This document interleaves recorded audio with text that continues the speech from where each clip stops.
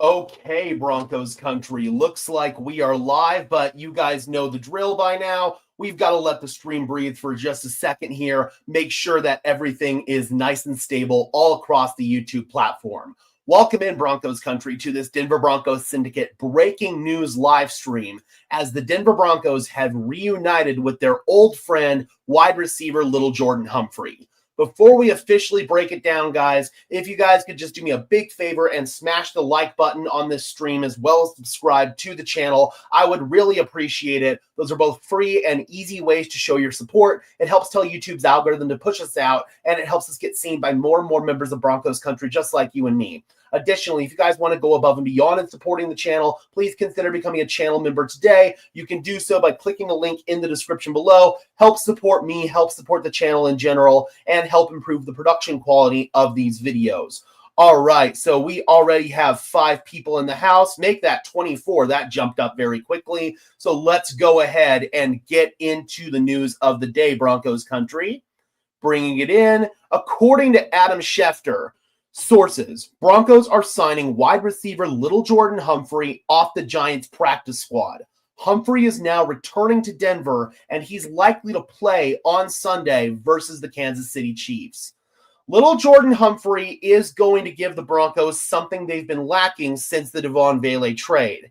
That's a reliable threat over the middle of the field. Lil'Jordan Humphrey and Devon Vele were the guys who were getting a lot of these dig routes and in-breaking routes from Bo Nix last year, and it just feels like Bo Nix doesn't trust his receivers over the middle of the field. Hopefully, Lil'Jordan Humphrey will give Bo Nix another guy that he's comfortable with, a security blanket, if you will. I think Humphrey's going to come in and have an immediate impact on this team. There's another area where I think Humphrey is going to have an impact on this team. We'll talk about that in just a second. Let's start saying hi to some people here. We got Jay Blackwell as a new YouTube member. Thank you so much for becoming a member. I really, really appreciate it. Again, helps improve the production quality and helps support me in general. Thank you so much. We got Rayanne in the house. Hump is back. Let's go. Diego says, let's go. Humphrey had a lot of drop problems last season, but it's actually a good sign. He's good making separation. He is. And again, he's a reliable threat over the middle of the field. So quite frankly, that is something we have missed in this offense for quite a while. I'm really happy to have him back. We got Pat Sertan too in the house saying, love it. We've got Bobby Bottoms. Let's go. Lil'Jordan makes sense. He knows the system and can block well. That was going to be my other point. This wide receiving core and the tight ends as well have had a really tough time blocking on these perimeter screens. A lot of fans complain about these screens being called, but when you're not blocking on them and they only go for 2 yards per clip, I can understand why fans aren't going to like them. Lil'Jordan Humphrey blocks his ass off. That's what he does well. So I expect the blocking on these perimeter screens to improve significantly with Lil'Jordan Humphrey back. That is an excellent point, Bobby. We've got, Maverick says, Lil'Jordan Humphrey, indeed, Maverick, indeed. Lil'Jordan's back, Kyle says. Man is with 2 separate streams, horizontal and vertical. Yeah, so StreamYard, they just did a feature where you can do 2 at the same time. I figured I might as well test it. Bring some more engagement to the channel. The vertical streams, they get a lot of views, so I feel like might as well at least try it. I understand that it's a little bit weird, so you can pick your flavor. You can choose the horizontal or the vertical. Whatever you want to watch, I don't care as long as you're supporting me here on Broncos Syndicate. So now I want to go ahead and bring in Lil'Jordan's snaps on this, or his stats on the season, I should say. Then we'll bring his snaps by position last year here in Denver.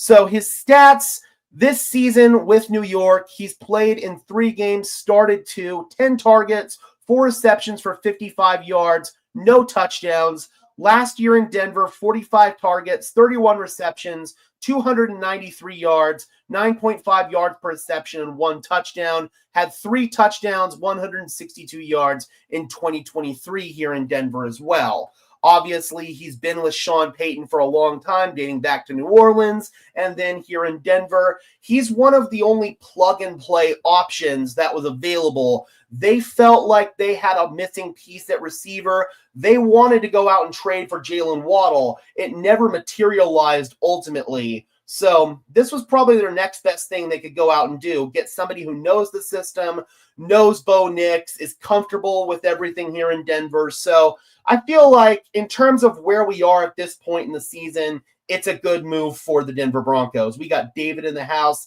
He is back indeed. We got Mr. Fantu in the house saying, yo, let's go. LGH is back. This is a good sign. Should help the offense. It really should.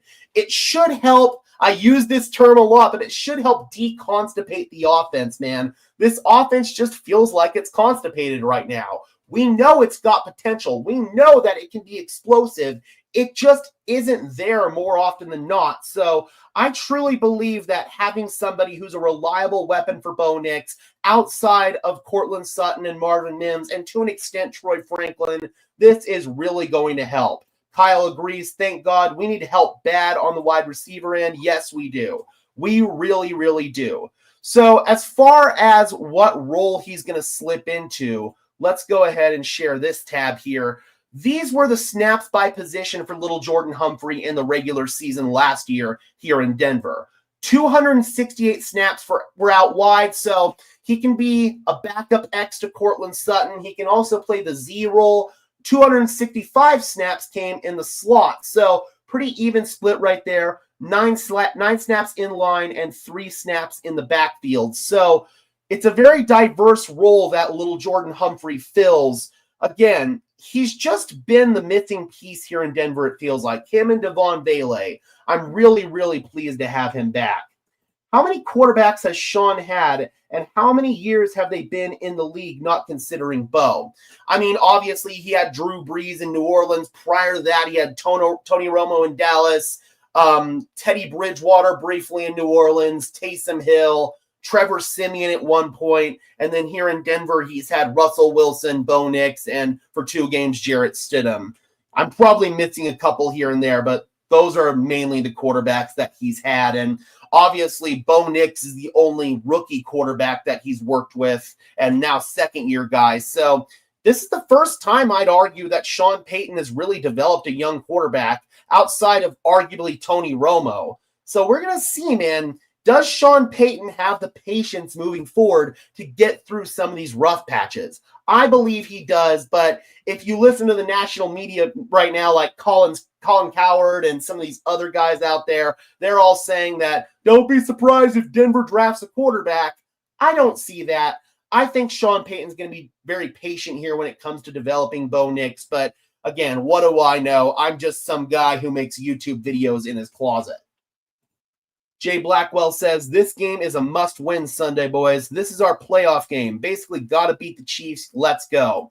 I'd argue this is even more of a playoff game for Kansas City. If they lose this game, then they might not even make the playoffs this year. You can definitely kiss any chance of them winning the AFC West goodbye. So Kansas City needs this game. They're going to be in desperation mode. Hopefully, Denver realizes that, and they come out equally as desperate. Denver's going to have something to prove in this game. I believe Bo Nix is personally going to have something to prove in this game. They're going to come out with their hair on fire. I expect the Broncos to feed off the energy that the crowd brings. So the crowd at this game is going to be super duper important, making things loud, hindering the communication for the Chiefs, and keeping that energy high for the defense to feed off of for all 60 minutes. So that is going to be the number one key to winning this game. But the other thing, Denver's got to stay disciplined. They cannot put themselves behind the chains with penalties.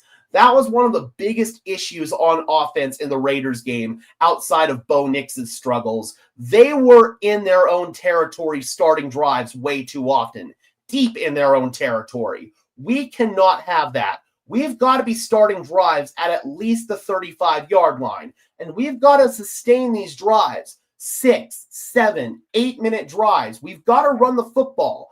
It's going to be tough not having J.K. Dobbins out there. R.J. Harvey's going to have to step up. Deuce Vaughn, if they elevate him, is going to have to step up. Jalil's going to have to step up if he's activated for this game.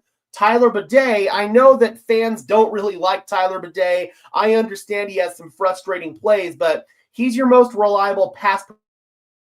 He's probably going to be in line for an uptick in snaps with J.K. Dobbins down. So we're going to have to find a way to have a positive run game in order to sustain these drives.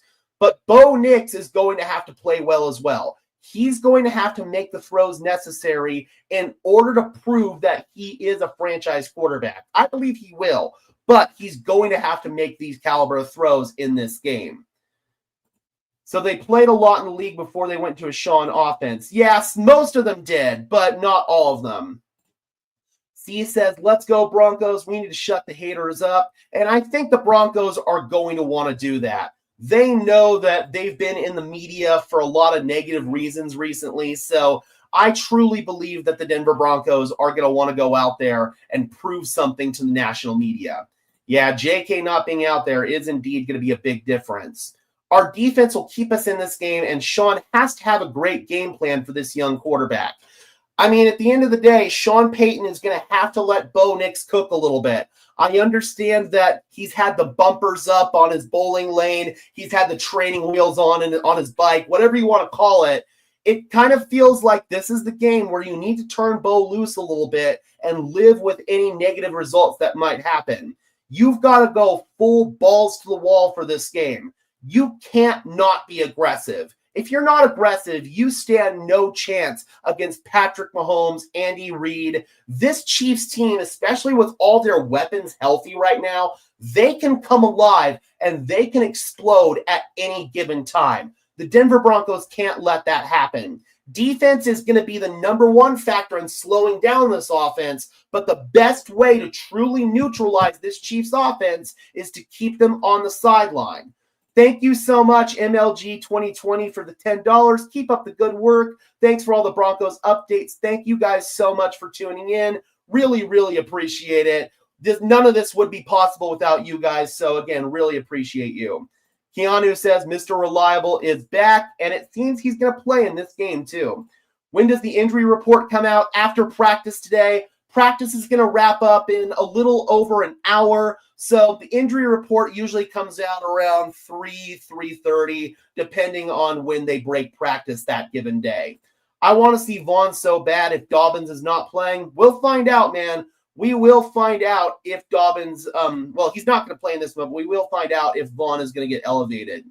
Sorry, I was trying to delete a comment there. Mini Jim, I'm not sure if you're just trolling there or if that's a bot. Either way, we're going to put you in a little temporary timeout right there. Sorry about that, guys. David says, let's have the final score 10-7 with the Broncos win and piss the media off again. Honestly, that'd be pretty funny. But if the Broncos won 10-7 in this game, that means they completely shut down Patrick Mahomes in this passing attack. So I'd argue this would be a lot more impressive of a 10-7 victory than last week against the Raiders. But, of course, it's the national media. They're still going to find something to complain about. They need a complete game from the whole team, especially offense. I agree. But another factor is going to be special teams. The special teams for the Broncos has been that. It's been very special and not for the right reasons. So we've got to play disciplined on that side of the ball. No penalties. Jeremy Crawshaw is going to have a much better day punting the football. Not having the wind out there is definitely going to help, but still, he's got to have those yips out of his system for this game. We cannot have any ugly punts. Hopefully, we're not punting at all. Hopefully, the offense is able to sustain drives, but realistically, you're probably going to have to punt at least once or twice. We've got to have good punts and pin Kansas City back deep in their own territory. Agreed, David. LOL.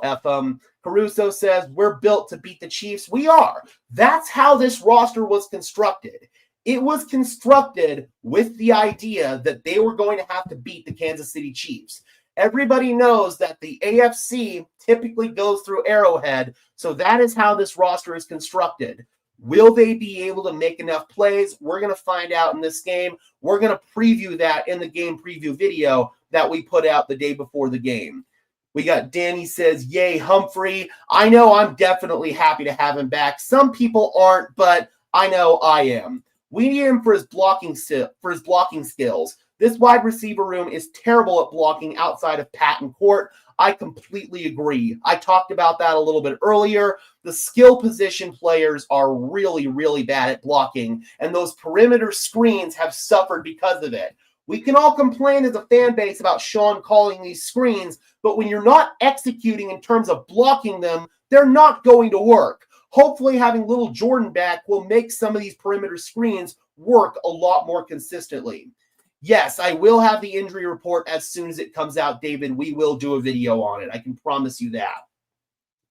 This defense has done well against the Chiefs offense. They have. They've been able to slow him down. And the best way to slow down Patrick Mahomes and this Chiefs passing game is to get pressure with a four-man rush. If Denver can get pressure with a four-man rush, which generally they've been able to do, then I believe they're going to be able to neutralize Mahomes and this passing game.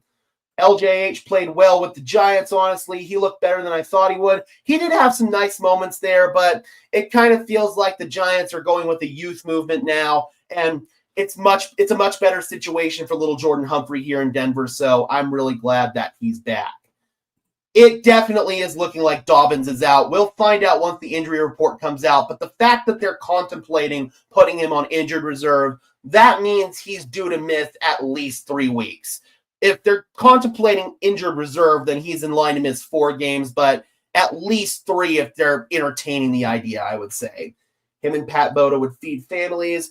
All right, guys, we're going to start winding this stream down. Thank you so much for tuning in. I really appreciate it. If you could just do me a big favor and smash the like button as well as subscribe, I would really appreciate it. Those are both free and easy ways to show your support. Helps tell YouTube's algorithm to push us out, and it helps us get seen by more and more members of Broncos country just like you and me. Would you rather have Vele back over Lil'Jordan Humphrey? Probably, but we're not going to get Vele back. So realistically, this was our best option at the end of the day. I expect Bo to bounce back. He always does and has since college. I agree. Yes, Friday will be the final injury report, but the initial injury report comes out today once practice is over, and we will have that once it comes out. Diego says, let's go Broncos. Yeah, I agree, Kevin, but again, you weren't getting it back, so this was the best option. All right, guys, thank you so much for tuning in. And until next time, I'm your host, Gage Madrid, saying peace out.